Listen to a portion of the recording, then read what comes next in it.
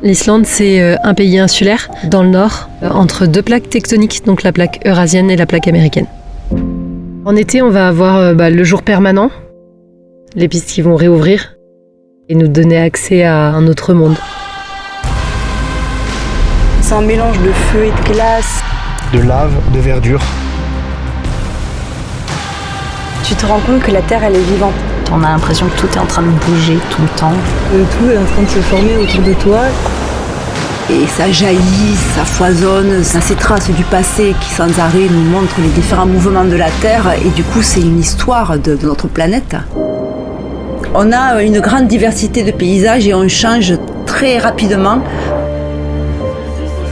Tu regardes et puis t'as l'impression qu'il y a un peintre qui est venu tout peindre le matin avant que tu te réveilles. Tu dis c'est pas possible d'avoir des verts, des rouges, des jaunes comme ça. C'est magique de pouvoir prendre un véhicule un peu mythique et qu'on contourne des montagnes, on passe des gués. C'est une aventure sur un territoire particulièrement austère et à la fois très beau. Ce qui est intéressant sur ces pistes aussi, c'est qu'elles sont changeantes. Un coup on a du sable, un coup on a des cailloux, un coup on a de la lave. Ça permet d'être directement en contact avec les sites et la nature et la lave et tout. La vie ensemble, je trouve que ça fait partie du voyage, parce qu'effectivement c'est une aventure, pendant 15 jours c'est une bulle. Tu échanges des sensations, des choses qui sont partagées, on s'enrichit les uns les autres, c'est important.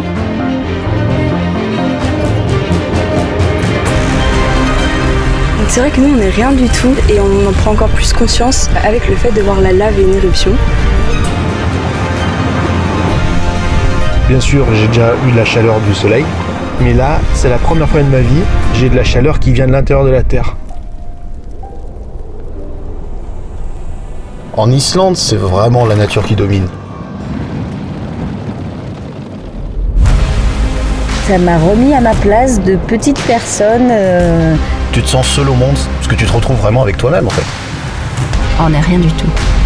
J'ai eu un peu l'impression de vivre des choses que je n'aurais jamais pu vivre ailleurs. On est un petit peu sur une autre planète en Islande.